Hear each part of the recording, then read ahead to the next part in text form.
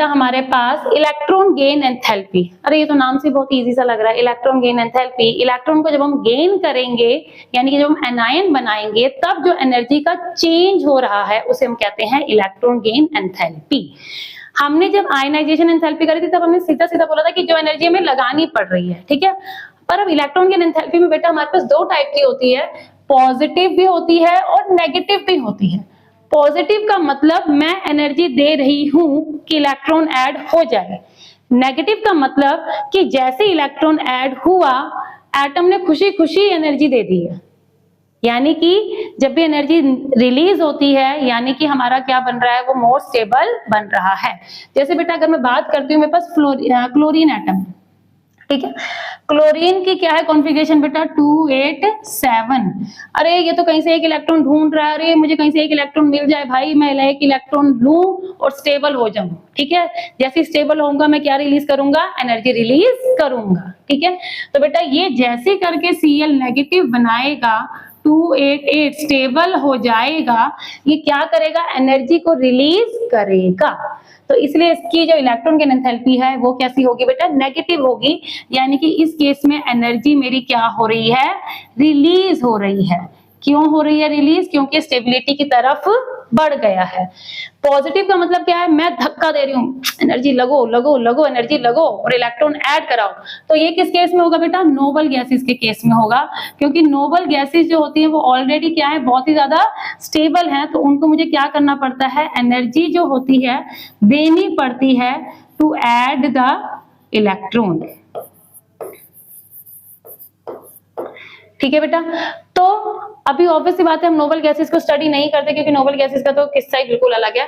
हम क्या स्टडी करते हैं, हम स्टडी करते हैं अपनी नेगेटिव इलेक्ट्रॉन गेन एंथैल्पी, ठीक है। यानी कि हर एक एटम में जब हम इलेक्ट्रॉन ऐड करें तब कितनी एनर्जी रिलीज हो रही है। अब बेटा हम बार बार नेगेटिव नेगेटिव नेगेटिव वर्ड बोलेंगे तो हम खुद में ही कंफ्यूज हो जाएंगे। इसीलिए साइंटिस्ट लोगों ने क्या कहा कि नेगेटिव गेन एंथैल्पी को हम एक नई टर्म दे देते हैं, हमारे लिए भी इजी हो जाएगा।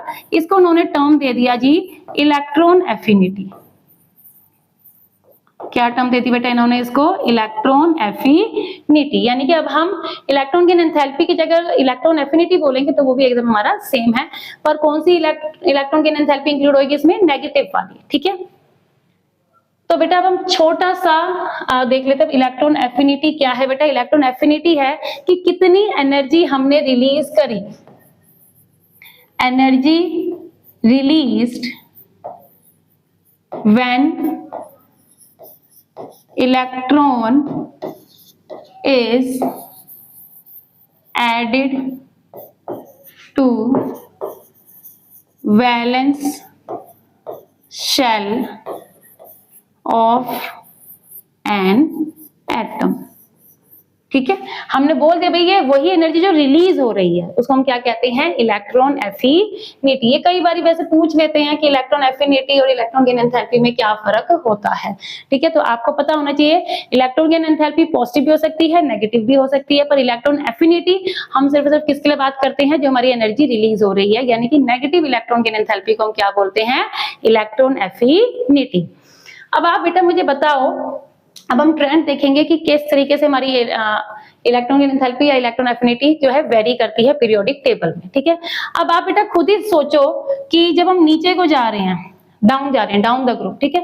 अब क्या हो रहा है बेटा, हमारा डाउन द ग्रुप जाते हुए इलेक्ट्रॉन का साइज धीरे धीरे एटम का साइज धीरे धीरे करके क्या हो रहा है बेटा, इंक्रीज होता जा रहा है, ठीक है। जब एटम का साइज इंक्रीज हो रहा है तो न्यूक्लियस का जो इफेक्ट है, अब इलेक्ट्रॉन आया, सपोज ये बाहर से इलेक्ट्रॉन आया, ये सोच रहा है भाई मेरा तो वेलकम हो, मुझे न्यूक्लियस अपनी साइड अट्रैक्ट करे।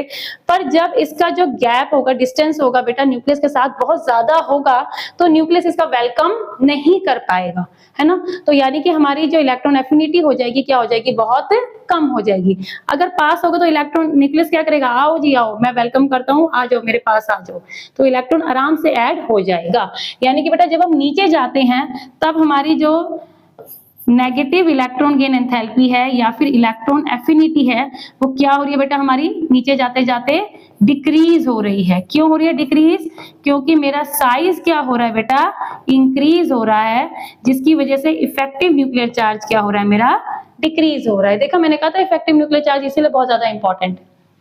हाँ जी बेटा, अब आप मुझे खुद से बताओ भाई, जब हम इधर को जाएंगे तब क्या होगा? इधर को जाते हुए क्या होता है जी? साइज में हमारा यस डिक्रीज होता है। इफेक्टिव न्यूक्लियर चार्ज क्या होता है हमारा? इंक्रीज होता है।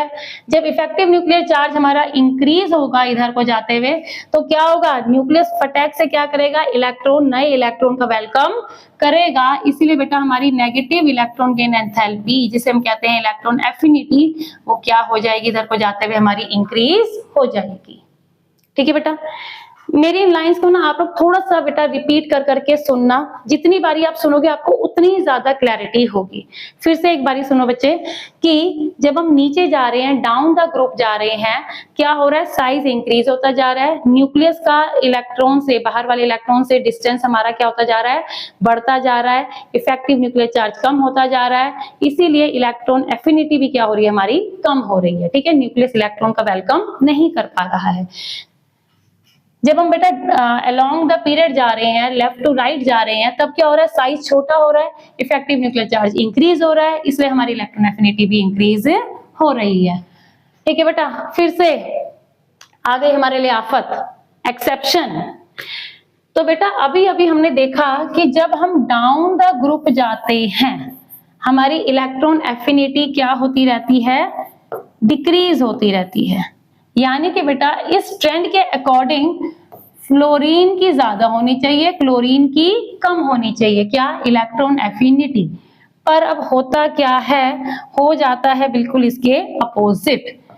क्लोरीन की ज्यादा हो जाती है, फ्लोरीन की कम हो जाती है। अब आप कहोगे मैम आप ऐसा हमेशा क्यों करते हो? बेटा इसमें मैं भी कुछ नहीं कर सकती हूँ, ऐसा होता ही है। अब क्या होता है बेटा कि आप इमेजिन करो कि कोई घर है जिसमें बहुत सारे लोग रह रहे हैं, ठीक है। अगर वहां पर कोई और मेहमान अभी आ जाता है तो लोग क्या सोचते हैं, हो ये तो आफत ही आ गई, इसको हम कहाँ बिठाएं, कहाँ सुलाएं। सेम होता है बेटा फ्लोरीन के साथ भी। फ्लोरीन बेचारे एटम का साइज इतना छोटा होता है कि वहां पे इलेक्ट्रॉन ऑलरेडी बहुत ही कंजस्टेड फॉर्म में रह रहे हैं। जैसे वो नए इलेक्ट्रॉन देखते हैं, वो क्या करते हैं? नए इलेक्ट्रॉन को रिपेल करना शुरू कर देते, भाई तू जा, हम नहीं रख रहे तुझे अपने पास, तू जा। ठीक है, इसीलिए बेटा फ्लोरीन में इलेक्ट्रॉन ऐड करना हमारे लिए क्या हो जाता है? मुश्किल हो जाता है, ड्यू टू इलेक्ट्रॉन रिपल्शन। अब ये रिपल्शन क्यों हुई? क्योंकि फ्लोरीन का जो साइज है वो कैसा है? बहुत ही ज्यादा छोटा है। ठीक है, क्लोरीन का साइज एप्रोप्रिएट है। ठीक है, उसका जो न्यूक्लियस का जो वैलेंस शेल है उससे डिस्टेंस भी एप्रोप्रिएट है, इफेक्टिव न्यूक्लियर चार्ज भी एप्रोप्रिएट है। इसीलिए फटाक से क्या करता है? इलेक्ट्रॉन को अपनी तरफ खींच लेता है जैसे कोई इलेक्ट्रॉन आता है तो। इसीलिए बेटा क्लोरीन की इलेक्ट्रॉन गेन एंथैल्पी जो है या इलेक्ट्रॉन एफिनिटी है वो फ्लोरीन से ज्यादा होती है। नेक्स्ट टर्म है बेटा हमारे पास very very very important term. ठीक है, +2 में आप इलेक्ट्रोनेगेटिविटी के बिना सरवाइव कर ही नहीं सकते। ठीक है, इलेक्ट्रोनेगेटिविटी क्या होता है बेटा कि सपोज मेरे साथ आपने किसी को बिठा दिया और हम दोनों के बीच में एक पिज्जा रख दिया, क्या होगा? भाई मैं तो बहुत फूडी हूँ, मैं तो बहुत खाने के मामले में बहुत वैसी हूँ, मैं फटाक से क्या करूंगी? पिज्जा अपनी साइड ले लूंगी, है ना। चाहे मैं खाऊं ना खाऊं, पर मैं क्या करूंगी? पिज्जा को अपनी साइड ज्यादा खींच लूंगी कि भाई जल्दी जल्दी मैं पीस खा सकूं। सेम होता है बेटा हमारे किसी भी दो बॉन्डेड एटम्स के केस में। सपोज बेटा ए और बी दो एटम्स हैं, उनके बीच में बेटा हमारा क्या बन रखा है? एक बॉन्ड बन रखा है। ठीक है, बॉन्ड बनने का मतलब क्या है कि they are sharing electron pair. अब क्या बेटा इसमें से जो ए है वो ज्यादा चालाक है ना, तो वो क्या करेगा? इलेक्ट्रॉन्स को अपनी साइड थोड़ा सा खींच के रखेगा। इसी को हम कहते हैं इलेक्ट्रोनेगेटिविटी। ठीक है, कि बेटा किसी भी बॉन्डेड एटम्स जो हैं वो उनमें से कोई एक एटम क्या करेगा? इलेक्ट्रॉन्स को अपनी साइड जब खींच के रखेगा उसे हम क्या कहते हैं? इलेक्ट्रोनेगेटिविटी। ठीक है, तो इसकी वजह से बेटा क्या होगा? इस एटम के ऊपर आ जाएगा पार्शियल नेगेटिव चार्ज। ये होता है, ये बेटा डेल्टा जो होता है वो पार्शियल का साइन होता है, पार्शियल नेगेटिव चार्ज। इसके ऊपर आ जाएगा पार्शियल पॉजिटिव चार्ज।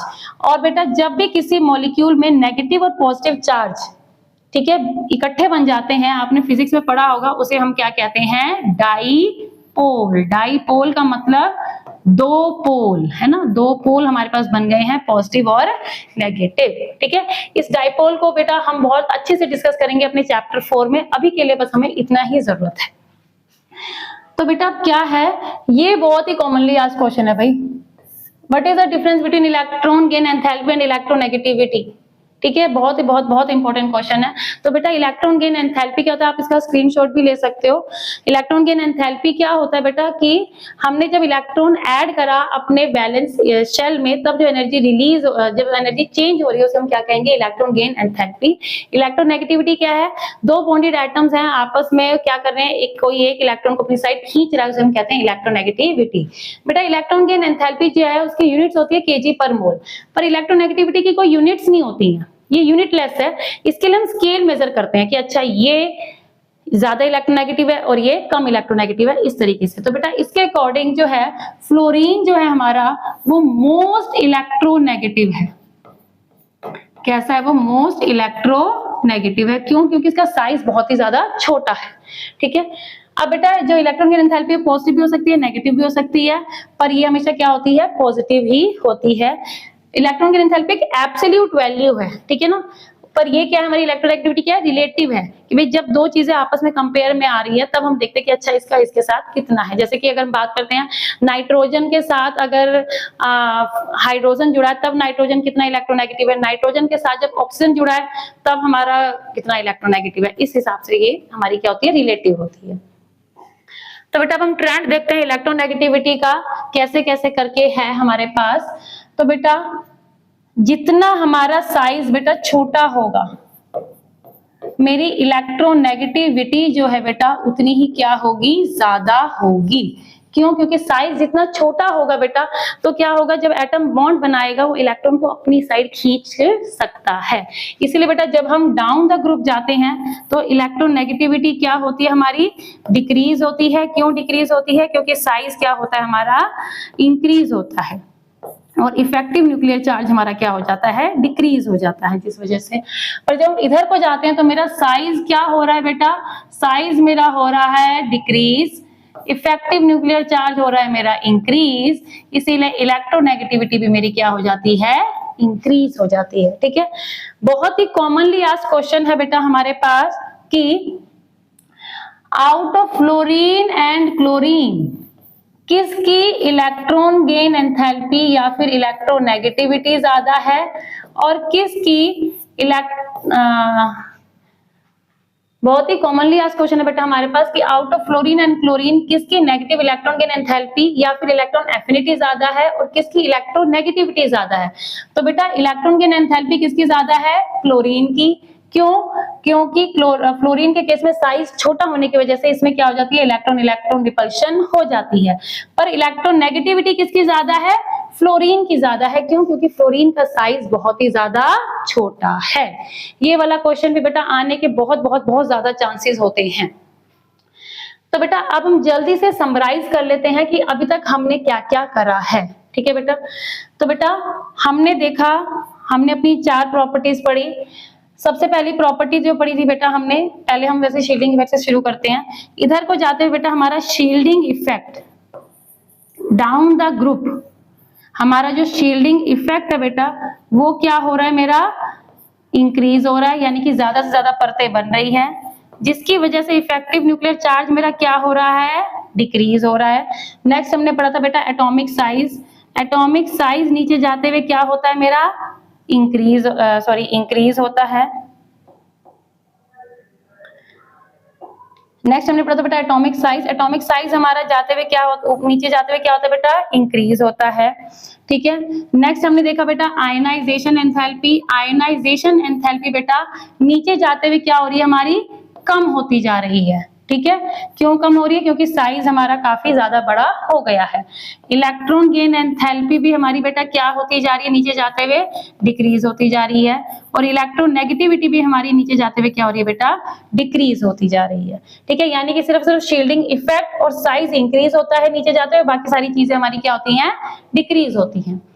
बेटा नेक्स्ट अगर हम इस साइड देखें, अलोंग द पीरियड देखें, तब हमारा क्या हो रहा है बेटा, इधर जाते हुए हमारा इफेक्टिव न्यूक्लियर चार्ज जो है वो इंक्रीज हो रहा है, जिसकी वजह से साइज जो है वो डिक्रीज हो रहा है। ठीक है, नेक्स्ट हमने देखी थी आयनाइजेशन एंथैल्पी, वो क्या हो रही है, इंक्रीज हो रही है। ठीक है, इलेक्ट्रॉन गेन एंथैल्पी भी बेटा हमारी क्या हो रही है, इंक्रीज हो रही है, और इलेक्ट्रोनेगेटिविटी भी हमारी क्या हो रही है बेटा, इंक्रीज हो रही है। तो बेटा ये समरी टेबल आप लोगों के लिए वेरी वेरी वेरी इंपॉर्टेंट है। हमने एक ही स्लाइड में अभी तक जितना किया था सारा का सारा लिख दिया है, ठीक है। तो बेटा यहाँ पर हमारा इस चैप्टर का एक बहुत ही इंपॉर्टेंट पार्ट जो है वो खत्म होता है, ठीक है जी। तो आप लोग बेटा इसके PYQ इसके क्वेश्चन जरूर करिए, जो भी कोई क्वेरी है आप मेरे से पूछिए। पर आप लोग क्वेरी पूछो इससे पहले मैं एक आपसे क्वेश्चन पूछना चाहती हूँ कि हमारे पीरियोडिक टेबल में सबसे लीस्ट आयनाइजेशन एंथैल्पी किसकी होगी, ठीक है। जरूर इसका आंसर जिसको आता हो जरूर से बेटा अपने कमेंट सेक्शन पे लिखना, जिसको नहीं आता है वो भी लिखिएगा, ठीक है बेटा। इसके अलावा कोई भी प्रॉब्लम है आप लोग मुझे कमेंट सेक्शन पे जरूर लिखिए। इसलिए हमेशा मैं कहती हूँ कोई भी रिएक्शन हो या कोई इक्वेशन मिलेगा यहाँ हर प्रॉब्लम का सॉल्यूशन।